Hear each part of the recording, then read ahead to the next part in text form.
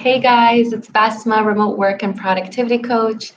So last week's live was all about the mindset blocks um, that stop you from working remotely. And so that's what we talked about last week. So this week, I wanted to talk about how to build a productive daily routine.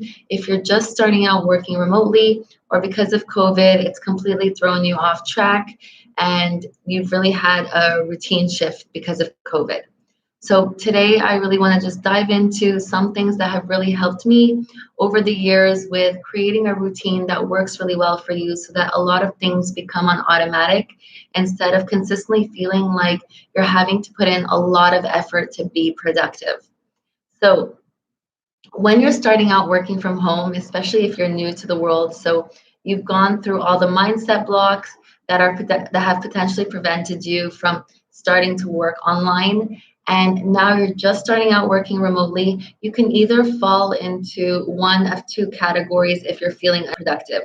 So it's either that you're spending a lot of hours, but at the end of the day, you don't really feel like you got much done, or you're in the other category, which because of the openness and the ultimate flexibility of your schedule, you just feel like you're wasting a lot of time because you consistently feel like you have time to get to the tasks that you have. And so things are pushed off onto the back burner a lot and you just really don't feel productive.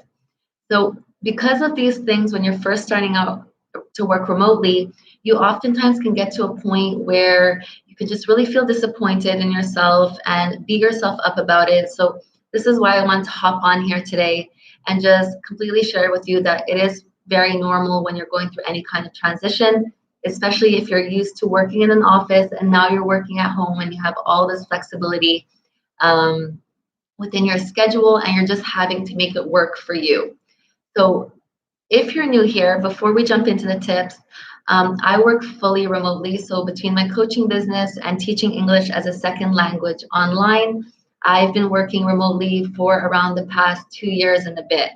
And the reasons why I actually went into working remotely was first because I'm super multi-passionate. So I really needed a schedule that would be completely on my own terms. And second, I wanted to have more time for myself, for my family, for my friends, and just get to have more control over my schedule. So I knew that this would work best for me long term because when I do plan to have a family, I wanted that flexibility of being able to work from home. So those are the reasons why I decided to look into remote work and make that transition from my corporate job.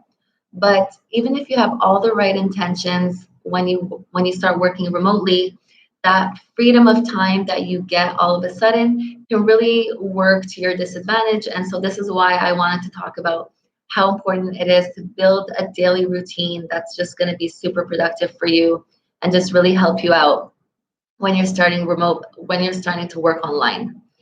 So let's start with the first tip that I have for you, and it's to really make sure that you're starting your days off with something that you enjoy. So even if you wake up in the morning feeling super groggy or you're feeling like you're not in the greatest of moods, being able to start your day off with something that you enjoy can really shift that pretty quickly. So some things that work really well for me are just making myself a coffee.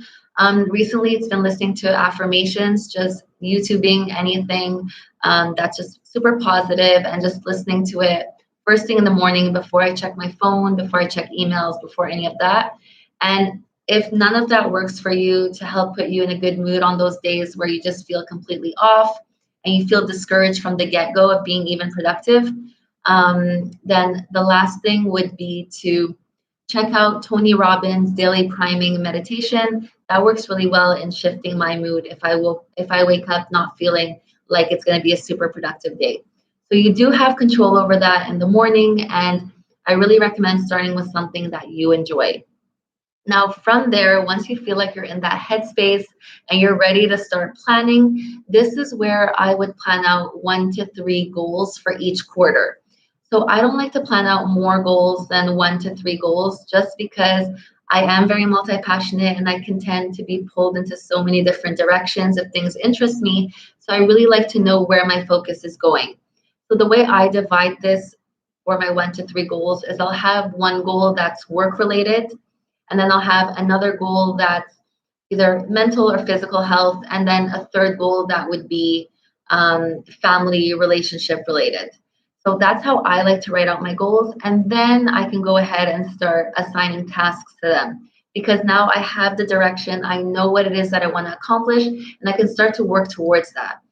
This is very different from a to-do list. So a to-do list, the way I like to use that is very much for things that are automatic, or it's very much for things that don't require a lot of brain power. But if you have a big objective that you want to work towards, then you don't want to just be doing to-do lists for the sake of doing to-dos. And I really call to-do lists temporary productivity. And so oftentimes they're not the thing that's going to help take you to your end goal. Just making sure that you know what your objectives are, when you're working remotely, what it is that you want to get out of the quarter, and making sure that whatever tasks you're assigning are directly related to that, so that you're actually achieving your objectives. This is very important while working remotely, so that you don't feel like your time is just slipping away from you. It can be very easy for that to happen.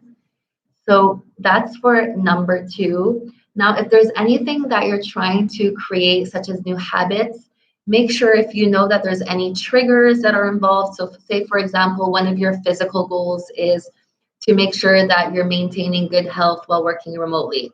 And so making sure that you're reminding yourself of any of your triggers. So for example, if you get very emotional, you know that you're going to tend to eat things that are not going to make you feel good, and it can throw your productivity out the window. Just making sure that you have reminders listed out within your tasks. So for example, if you are someone that tends to get emotional, and that's going to cause you to overeat, or it's going to cause you to do habits that you don't want to do, then just making sure that you have a reminder of something else that you can do instead of that, so that I can keep you working towards your objectives. So this is what I like to do. I like to focus on 3 tasks for each goal, so that I'm not overwhelming myself on a day-to-day basis. And at the same time, I'm still stretching myself a little bit so that I still feel motivated.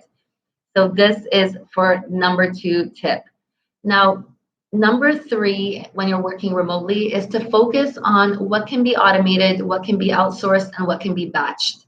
So the way I like to look at this is that if you have tasks that are repeated throughout your week, making sure that you're batching those on a specific day, so that you can get it out of the way, so that even if you have days where you're not necessarily at your peak productivity, those tasks are already done because you batched them. Anything that can be automated. So for example, if you're sending out emails, making sure that you're automating that, so that you're not having to do this task on a day-to-day basis. You can do it once and have them work for you, even on days where you're not necessarily at peak productivity. And then lastly, outsourcing anything that you feel there's a lot of dread towards, not because you're not necessarily great at it, but more often because at the fact that you just don't feel like you enjoy it. So I know I feel a lot of dread towards video editing. I feel like it takes up a lot of my time. So if you can outsource any tasks like that, then that can also help buy you a lot of time and help you feel more productive and motivated towards the tasks that you want to spend more of your time on. So this could be anything from copy editing, photo editing, video editing, even sending out resumes. So if you're currently looking for remote work and you want help in terms of sending out resumes, that you can just focus more so on optimizing your resume, optimizing your cover letter, practicing for interviews, connecting with others, and networking. So if that's what you want to focus your energy on, then you can also outsource sending out your resumes. So anything that can just buy back your time, so that you can focus more of your energy on the things that you want to be focusing your energy on. And then that takes me to tip number 4, which is to do your hardest task first.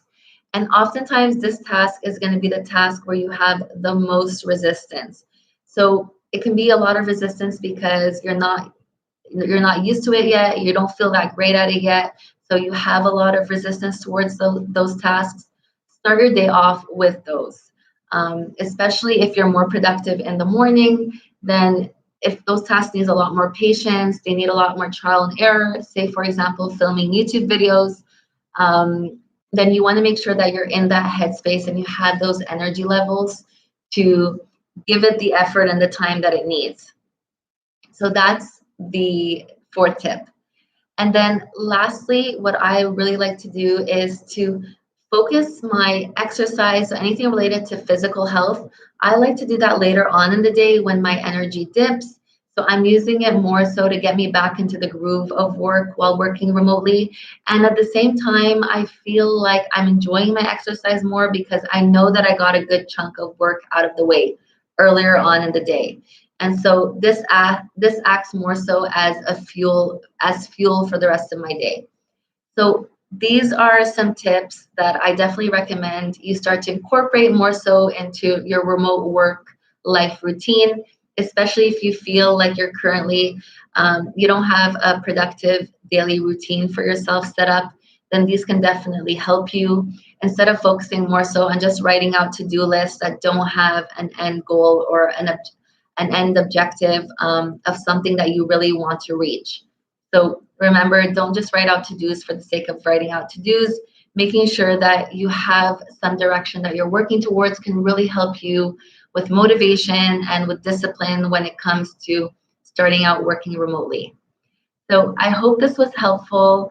If it was, I'd love to hear from you in the comment section down below. And I will see you next week in next week's live. Thank you so much for watching and talk soon.